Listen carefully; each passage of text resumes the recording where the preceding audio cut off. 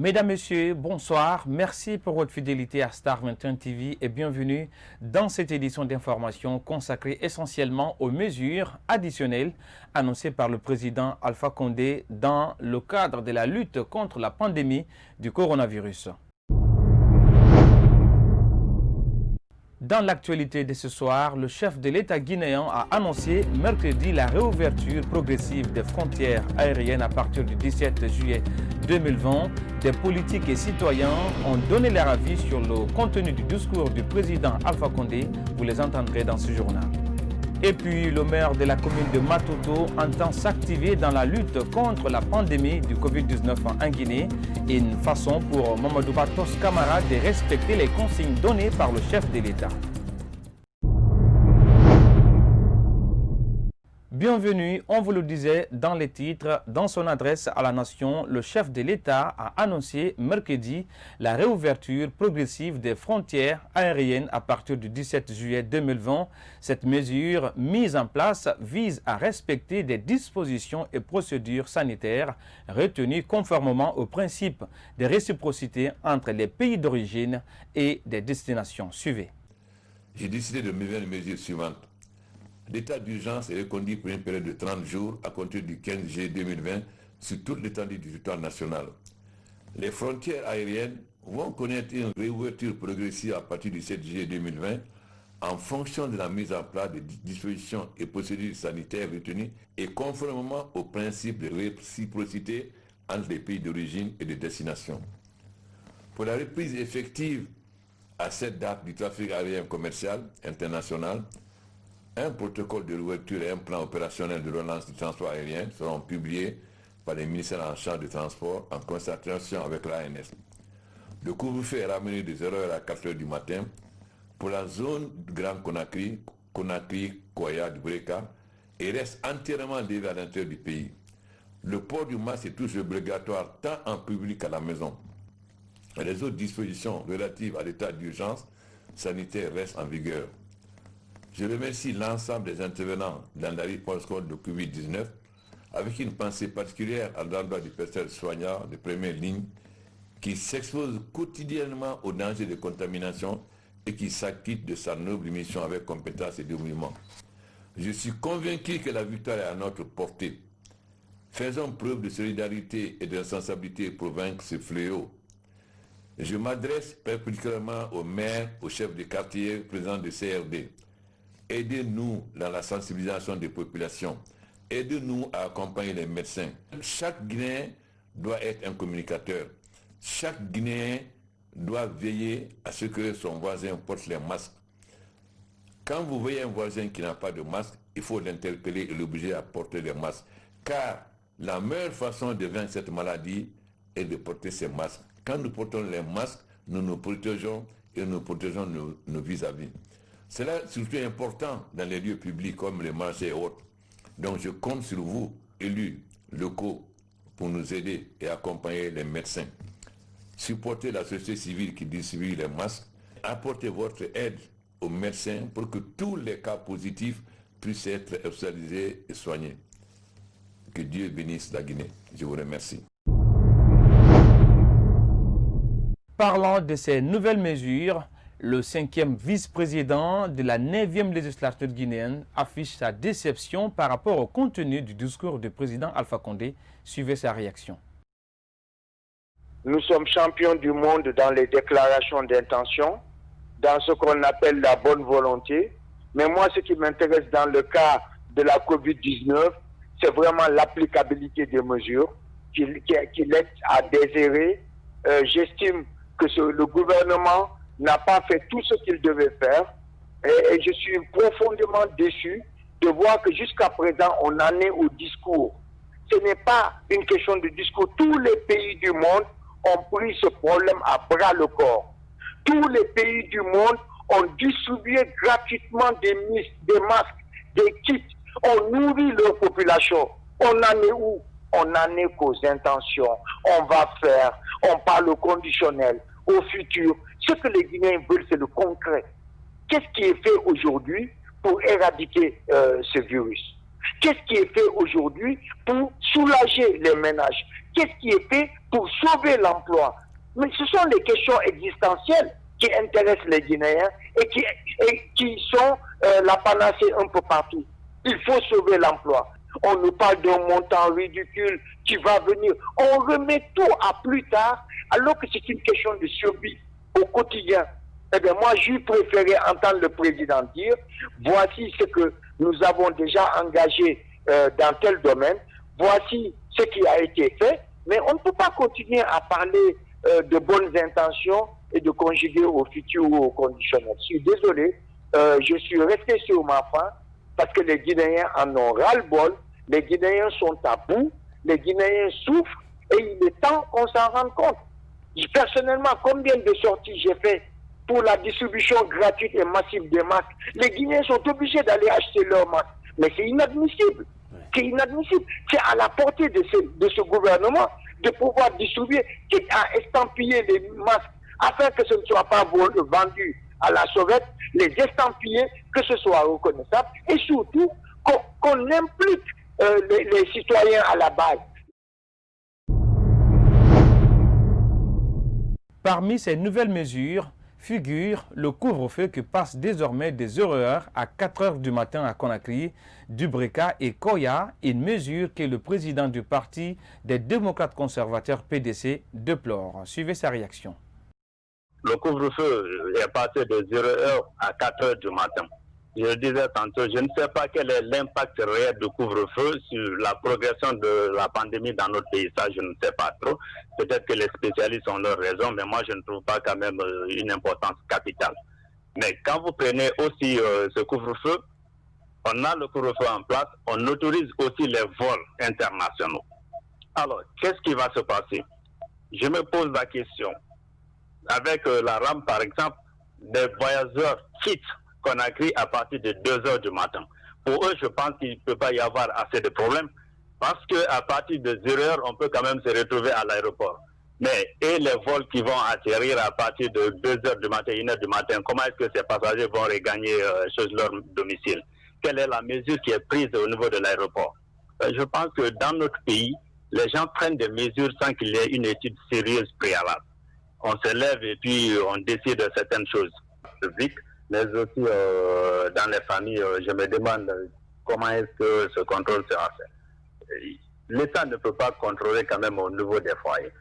Il ne faut pas profiter d'une situation parce qu'il y a la grève qui est programmée pour le 20 et puis donner quand même une carte blanche aux forces de l'ordre pour rentrer dans les familles. Ça, c'est inadmissible. Et dans les familles, je pense que le devoir de l'État, c'est de sensibiliser sa population pour que chacun, où qu'il soit conscient de se protéger et puis protéger aussi sa famille. C'est le message qu'il faut véhiculer et c'est cette sensibilisation que l'État doit faire. Il n'a pas besoin de rentrer dans les familles pour obliger les gens à porter les masques. Il faut sensibiliser, que chacun comprenne que oui, je dois me protéger, je dois protéger ma famille. Mais c'est là à dire que oui, si il faut que tout le monde sensibilise non seulement les voisins, en même temps, dans la même phrase, il continue, il faut le sensibiliser et l'obliger à porter encore le masque. Je pense qu'il y a contradiction à ce niveau aussi.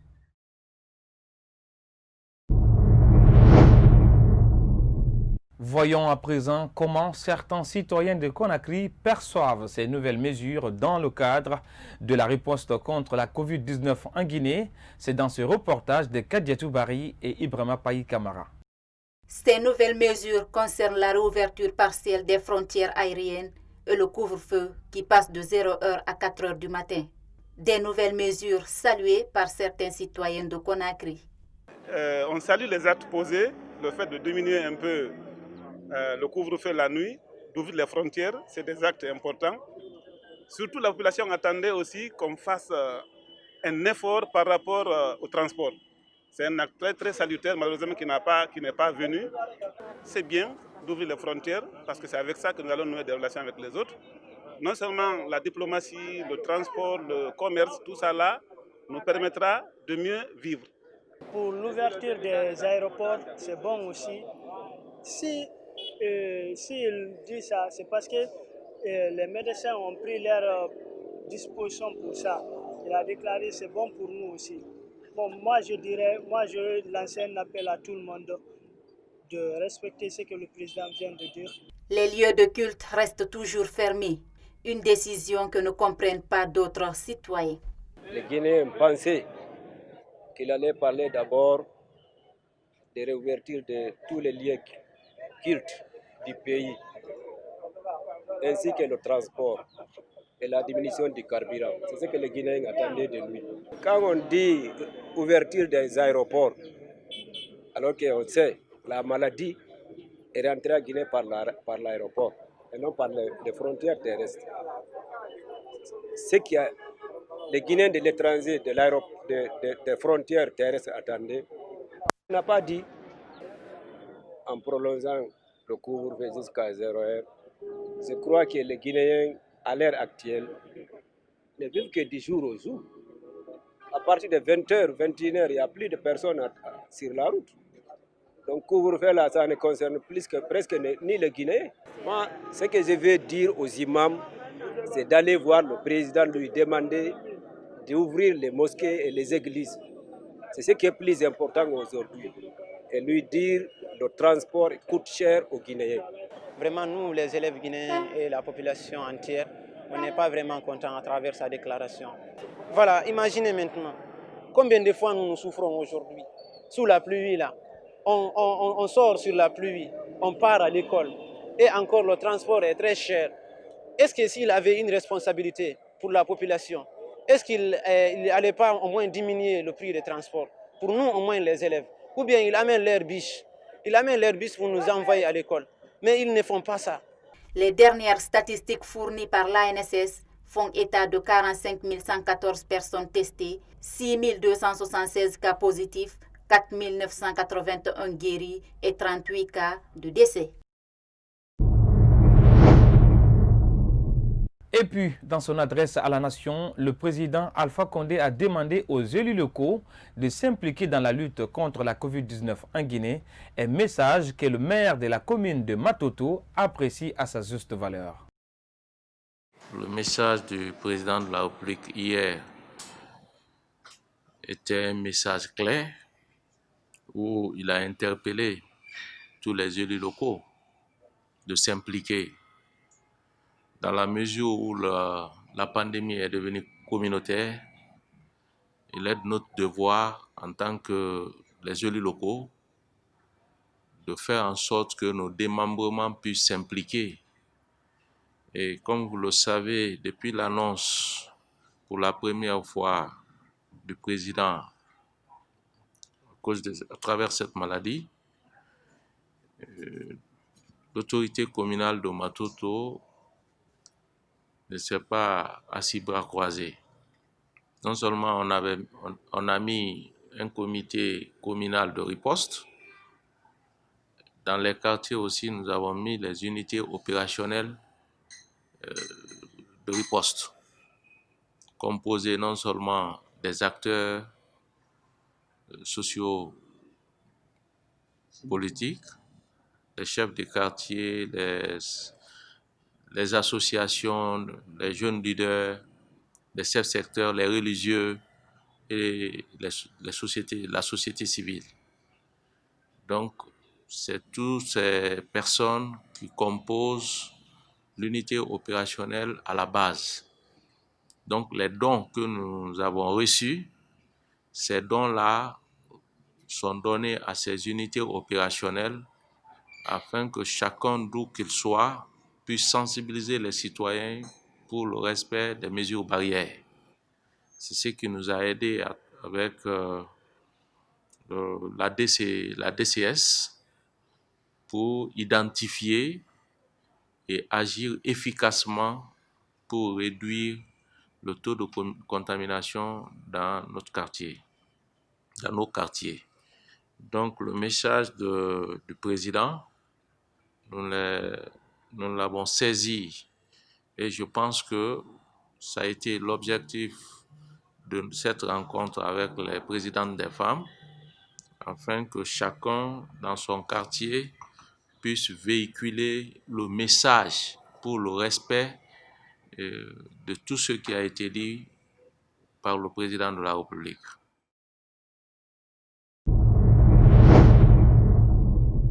Parlant de l'implication des élus locaux dans la lutte contre la pandémie du coronavirus en Guinée, des citoyens rencontrés ce jeudi 16 juillet 2020 par notre rédaction se disent favorables. Suivez les réactions dans ce journal.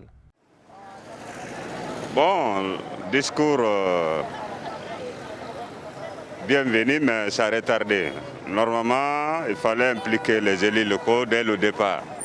C'est-à-dire, depuis le mois de mars, il fallait mettre les élus locaux, les ONG, pour sensibiliser les personnes autour de pandémie mondiale.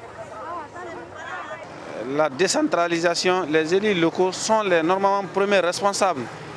Parce qu'un élu local, c'est quelqu'un qui est proche du peuple, du bas peuple. Quand je dis les personnes lambda. Et bien avant aujourd'hui, il y avait des mesures, si vous avez remarqué, bien avant même l'état d'urgence ne soit décrété en Guinée, le maire de Matoto avait décidé à ce que personne n'accède dans la cour de la commune s'il n'a pas de bavette. Et dans ça, on n'a jamais manqué la sensibilisation, la communauté. Mais le fait que le président de la République a renforcé encore les élus locaux dans leur position, ça ne fait que saluer. Et là, vraiment, nous, les citoyens, on se mettra à la disposition de nos responsables à la base. Parce qu'il faut la citoyenneté aussi. Il faut respecter ta citoyenneté. C'est une maladie ou une pandémie qui fait des ravages dans le monde entier. La Guinée et les Guinéens doivent s'y mettre pour vraiment éradiquer cette pandémie. C'est la fin de cette édition d'information. Merci à toutes et à tous pour votre aimable attention. Surtout, n'oubliez pas, la solution dans la lutte contre le coronavirus passe également par vous. Alors, restons mobilisés en respectant les mesures barrières, car unis, nous vaincrons la Covid-19 en Guinée. Bonne suite de programme sur la télé du XXIe siècle.